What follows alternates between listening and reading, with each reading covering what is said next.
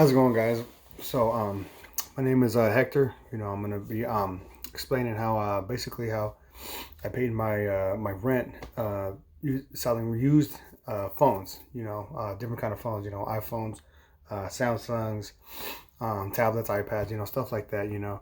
Obviously stuff around the house too. But I basically paid my rent using selling used cell phones. And basically refurbished ones, stuff like that too. But let me give you a little bit of background on how I even got into it. I was working at Verizon Wireless as at a retailer, not at the corporate location, but it was a retailer. We can put it into everything that they do, except for like account credits and building credits and stuff like that. We can basically just do the upgrades, the new customers, new accounts and stuff like that. But yeah, we couldn't do too much of the behind the scenes stuff. But basically we're there and we're learning different things about the phones, how to reset them, how to wipe the memory, how to transfer data, how to check if they're basically usable with Verizon, how to check if they're if they're working. People will bring in their own devices, bring your own device, BYOD, stuff like that. And we got to see if they're not I don't know if the word's like accessible, but the word's basically compatible is what I'm looking for. We kind of like knew how to do that, kind of the ins and outs and stuff, just from working at Verizon. So one of my buddies, what he started doing at first is he started to notice that when you buy a phone in the streets, whether it's online or on OfferUp or Lego or Craigslist or Facebook Markets, he would see how much the used cell phones are. And the used cell phones are, this was a couple years ago, probably about 2 years ago. So the used cell phones, like, for example, like the iPhone 7, right? On the street market, on OfferUp and stuff, it was worth for used probably about maybe like $400, maybe a little more, maybe a little less, And what he started noticing is that we were people would come in to upgrade their phone, and they would say, hey, okay, I want to get a new phone, this and that. And they go, what do you want to do with your old phone? Oh, I'll turn it in, for in-store credit or whatever. And he would see that Verizon was only going to give him like $168, And he's like, what the heck? All right. No, actually, I think it was a little bit less. I think it was like $128 or something like that. And I got to the point where, my buddy, he just started asking the customers, hey, well, what are you gonna do with the phone? They're like, oh, I'll turn it in for some in-store credit, So it's like, okay, that's cool. So we go and search up the phone, any cracks, everything's working. Okay, good to go. Okay, so we put the IMEI info in, and we turn the computer towards them, like, hey, look, this is only gonna give you $128, for in-store credit. And they're like, okay, that's fine. My buddy's like, okay, well, I'll give you $200 cash, if you give me the phone, and I'll go ahead and take care of it, I need it for my cousin or something. And they're like, oh, well, yeah, sure, like, I wasn't gonna do anything with the phone anyway. So he's like, okay. So he gives them $200 cash. They leave. They're a happy customer. We do everything for them. Everything's working great. And then he gets that phone, and he just goes on like Let Go, OfferUp, Facebook's Markets, go ahead and posts it, a couple pictures of it, shows that it works. And yeah, he ended up selling it for $400. I think it was like $420 at the time, and it was a plus. So I was like, wow, this guy's, he came in the store bragging, hey, this is what I made in one day. It was like a 200, like 300, almost $300 profit. You know what I mean, in one day. So I'm like, what the heck? So this guy's doing it on the side. So we all started getting into it. Me and a couple other my buddies, we're over there, start asking customers, what are you gonna do with your old phone? We can help you reset it. We can help you do this and that. I can show you everything. I can help you transfer everything to the new phone. The works. You know what I mean? And then basically we started doing it on the side. All of us. Boom. We started getting phones, flipping them.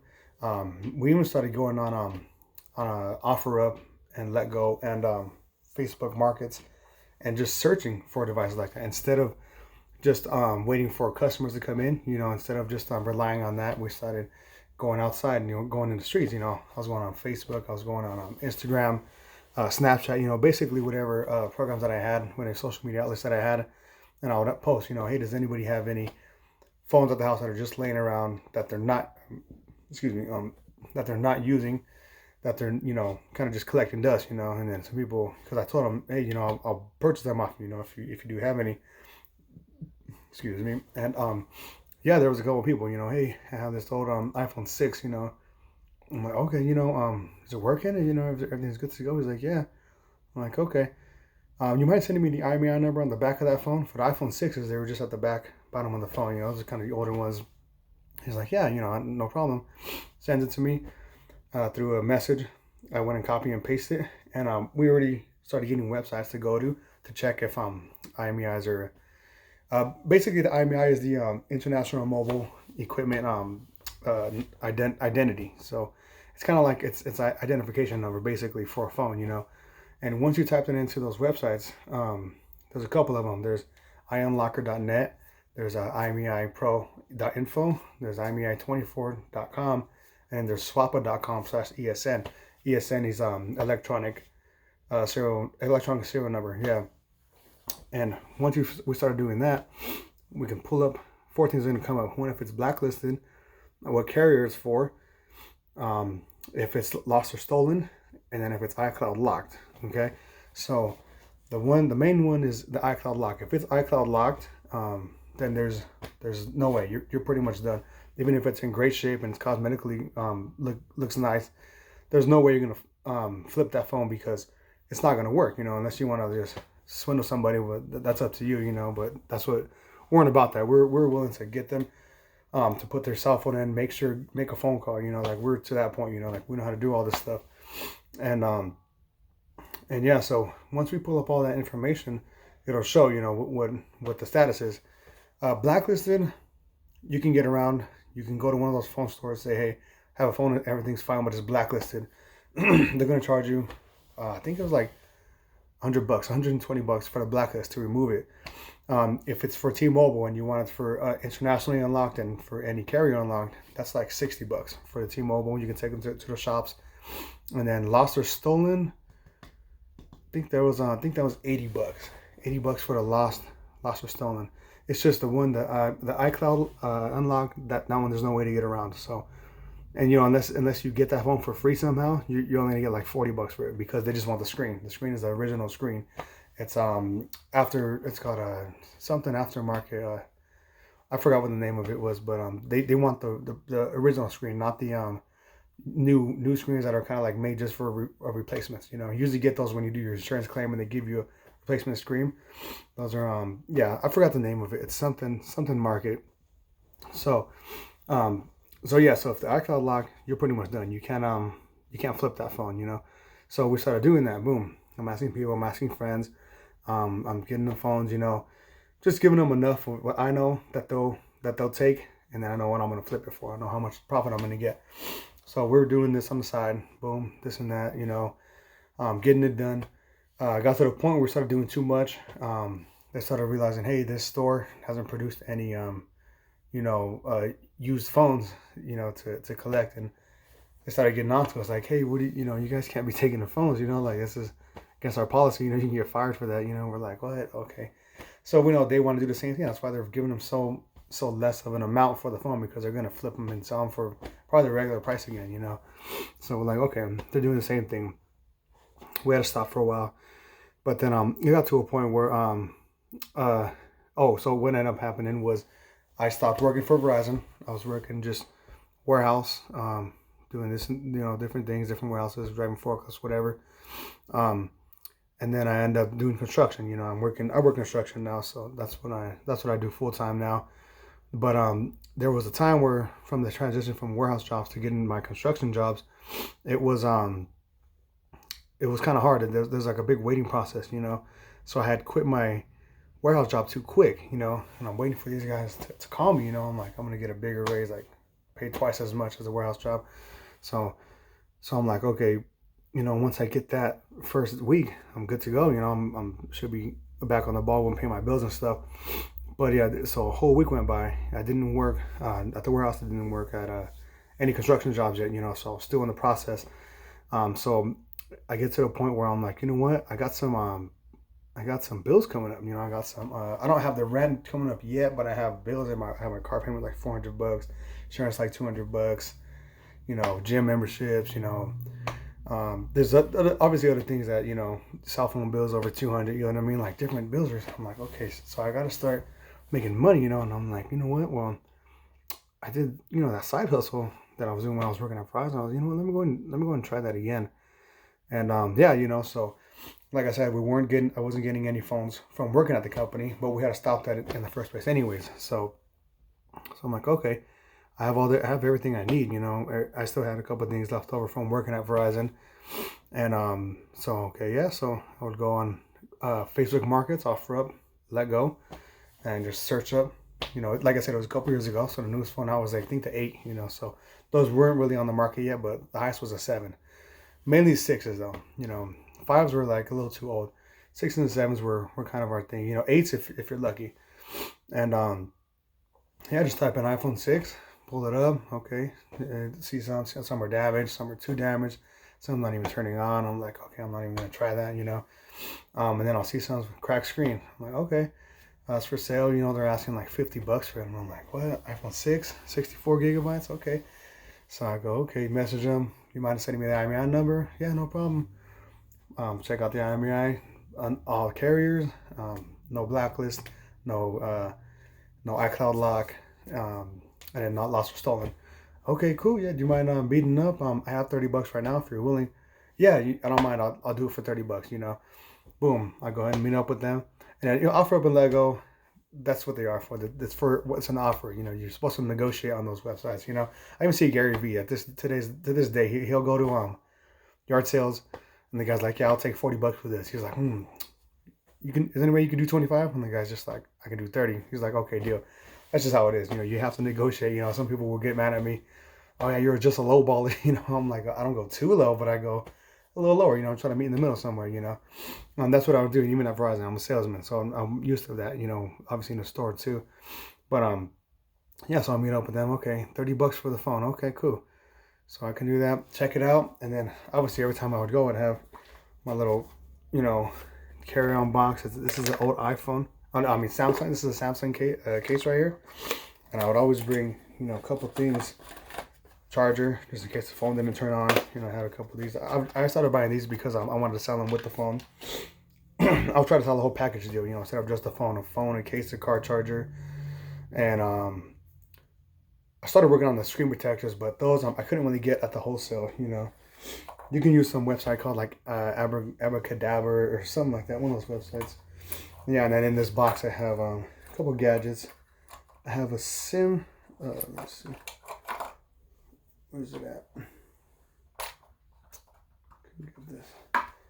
So this is called a SIM puller, or actually I forgot the name of this. But this is basically how to take out the SIM cards. So whatever the SIM card's usually at the top, you poke this in the hole, it comes out, and then you can take out the SIM card. Or Samsungs have memory cards in there too. iPhones don't. iPhones just have the SIM card in there. SIM popper. I would use a SIM popper, and then I would also have 1, 2, 3. You can get these anywhere. You can even go to like a phone store, maybe your local Verizon store, or anywhere that you go to get your cell phones. And these are just SIM cards, and they're not active. But 1, 2, 3, 4. Okay. But the thing is, if somebody says, "Hey, this phone," because some of those websites they won't tell you what carrier there is. That's actually most of the websites. So it's kind of hard to figure out what carrier it is. So when you go, and the ones I saw the most are the international ones, because I guess people send them out of the country to their families, so they're willing to pay top dollar for them. So yeah, I had the Verizon SIM. SIMs are all the same. I don't know if you can see this. I don't even know where those cameras are. So that's Verizon. Then I had the my friend. Oh, okay. Teach him on the phone. Then I had the T-Mobile one. I don't know where the camera is at. T-Mobile. Okay, yeah. So that's a T-Mobile SIM. And then I had the AT&T SIM. Okay. And then the last one was the Sprint. Yeah, Sprint. Okay. And then so basically what you would do is once you you get the phone, and then the phone you know, it turns on. You look at it, it's not damaged. It's cosmetically looking good. You check the IMEI number. Okay, so everything's smooth. You're pressing the buttons, pressing the home button, turning it off and on. Okay, everything's good. Then you go, okay, do you mind if I put a SIM in there to make sure that's internationally unlocked? Get your SIM popper, pop it in, and you're gonna have to pop. I mean, yeah, I would pop usually a couple of them in there just to make sure that it is internationally unlocked and it's not just, you know, sometimes two of them will work and then the other two won't work, which is still a deal breaker. And then, but you got to make sure all four of them work. That means it's gonna work for every carrier, any carrier that the customer has, you know. And then you have the only one that remember I was telling about. You can get them pay $60 to get them unlocked. Now the one you cannot do that with is a Sprint. So if you ever get a Sprint phone, let's see. Oh, I can't really see. I don't know why. Whatever. If you get a Sprint phone and a Sprint chip works in there, but the other ones don't work, then that means it's a Sprint phone. That one you cannot pay $60 to get unlocked. That one is a done deal. So even when I would get iPhones that were for Sprint network, I wouldn't be able to sell them. They were like really hard to sell, or I had to sell them really cheap to like somebody that just has Sprint, you know, and really hard to get rid of those, you know. But yeah, so I'd have all my SIM cards. I would have my iPhone charger, have my SIM popper. Even when I did the Samsungs, I had the, you know, from the old charger to the new charger, and for data transfers and stuff like that. And yeah, so basically I got to the other routine. I would just get, you know, iPhone 6, buy for $30, get the screen fixed for I think it was $40 for it to fix the screen. So $70 is what I spent for the phone. Then I would sell it, you know, on OfferUp, Lego, Facebook Markets, to friends, family members, you know, whoever you know, whoever contacted me about the phone. Sell it for, I think the iPhone 6's 64 gigs were like $220. I was talking like $220, $230. So that's almost a $200 profit, you know what I mean? Like $170, you know, and quick. And it's just, by the time I buy it and then I take it, you know, and I check it out, if I have to fix the screen, then it's a day. I gotta wait till the next day to pick it up. If you go early enough, you can get it that same day, but usually it's the next day. But well, yeah, I would buy it for $30, $60, you know, get it fixed, post a picture. Within, iPhones were really popular, so within about an hour, somebody is contacting me about it, and it's just, okay, where do you want to meet up? You know, it got to that point. Can you come to me? Can I come to you? No, excuse me. If you're kind of far, then I might have to charge a little bit more, you know. And this is before the shipping. I didn't have any shipping or anything like that yet. And but yeah, so those were the 6s, the 7s, same thing. I bought them for about, you know, $50. No, screen crack. I would buy them for about $100. Get them fixed. So spend what, 160 on it, and then sell it for 400. Sell it for 420, depending on the gigabytes of memory, and then if it was a plus, if it was a regular 7, and yeah, you know. So I started doing this, you know. I even got to the point where I was just even before I even picked up the phone, I would screenshot that dude's or the customer's OfferUp. I screenshot it, right? And I would post it on my OfferUp even before I went to go pick it up. And I already told the guy, I already got to close the guy on something. So I already have a guy waiting for me. Hey, yeah, I want that phone. I want the iPhone 6 Plus, whatever, you know. And then 6Ss. I forgot the 6Ss route too. Those ones were in the middle. And then they would contact me. Hey, you know, I want this iPhone 6S, you know. Okay, can you do this? And oh yeah, I can do that. When can we meet up? Shoot, I'm at work right now. Can you wait, you know, can you wait 30 minutes? Can you wait an hour, you know? And I'll still have to drive to, you know, to Riverside to go pick up the phone. I had to buy the phone first. And then, yeah, I'd have people pinning me up. So I started getting rolled back and forth with that, you know. iPhones were quick. iPhones were super quick. You pick it up that day, you're probably going to sell it that day, you know, like most likely, you know, depending on what time you picked it up. Samsungs were good, but you gotta wait a couple of days. Even one time I got a Note 8. I don't know if it was stolen. I don't know. I checked everything. Everything came up clean. The Galaxies, there was no lock. I think they have a Google lock now, but at the time there was no such thing as a Google lock. We would just reset the phone completely and just wipe it out, you know, and it would be good to go, you know. Just depending on what carrier it is. What carrier is, then you got to go pay for that. And unless you have a T-Mobile buyer, you know, then you don't have to pay the $60 to get it unlocked. And yeah, so iPhones were quick, and then Samsungs wait a couple of days. iPads were quick. Tablets you gotta wait a couple of days. Same thing, same program with the iPads and the tablets. Check the IMEI number, and then it'll let you know if it's iCloud locked or anything. Tablets didn't have Google Lock at the time, so we're just resetting those. And yeah, so the only thing I was doing was just driving around a lot. Driving around, but still, a couple hours a day of driving, and I would sell, three, sometimes four in a day. I'm making $400 or $500 profit in a day. Some days are real dry, I'm getting nothing. I'm on the phone for 8 hours, but I'm not getting nothing. You know what I mean? But still, throughout the week, I would still average about $700 to $800, $800 a week. Some days you get lucky. Some days you make $400 in like 2 hours. Okay, cool. Then I would settle. I'm like, all right, I'm kind of good for the day. Which I probably shouldn't have, but I would settle. I would call it a day. And then on some phones, some days, you're just average, maybe $100, $200, but that's it. And yeah, so that actually started, helping me out. I was living at an apartment, and with me and my brother sharing it. So rent was only like $1,000, but still, I paid my half with that. I didn't expect anything, you know what I mean? So because I didn't work 1 week, 2 weeks I didn't work, 3 weeks, it's 4 full weeks I didn't work. And I was just doing this, flipping the phones. I ended up paying, my full $1,000 in rent. I ended up paying my car payment, my insurance, my phone bill, paid everything just from flipping the used cell phones and flipping the used iPhones and Samsungs and stuff. And yeah, it just kind of went up like that. But then obviously at the end of the day, they called me up for work, and I didn't have to do it anymore. The thing about construction is kind of hard because they're sending us really far. Sometimes I'll be working in Palo Verdes, and I live in Rancho Cucamonga, and I'm like, dude, it's 2 hours to get there, 2 hours to get back. Then I'm tired from work. I'm like, man, even if somebody wanted to pick up a phone or for me to go pick up a phone, I'm like, it's probably not gonna happen.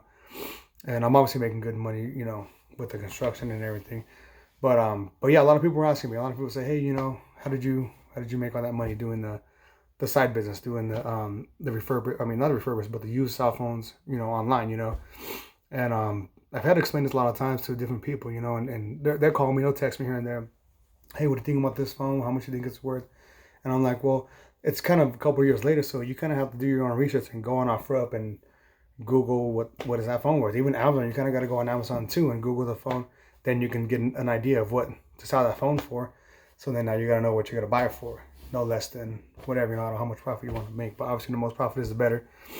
But yeah, I just made this video because a lot of people were asking me about it. How did I, get through that month? And I was telling them, give some of my friends, some of my close friends, a couple of tips and stuff. And they're, trying to get into that whole flipping business. And yeah, so I'm making this video. I just want to share the knowledge and hopefully help some people out. If make a quick buck here and there. It didn't get me rich. Even if I would have did it full time, I don't think I would have been rich. But it was just something to get me by, with all my bills and stuff. And I'm still I'm an average person actually. So just trying to share the knowledge and stuff. But if you like this video, go ahead and subscribe. Comment on whatever you think. Maybe you have some experiences or whatever. Maybe you can give me some tips. But yeah, just trying to get the knowledge out there. Yeah, let me know if you guys want to have any more questions. Maybe I could do a follow-up video if there are any questions or whatever. And but yeah, just let me know. Give me some feedback. Thanks, guys.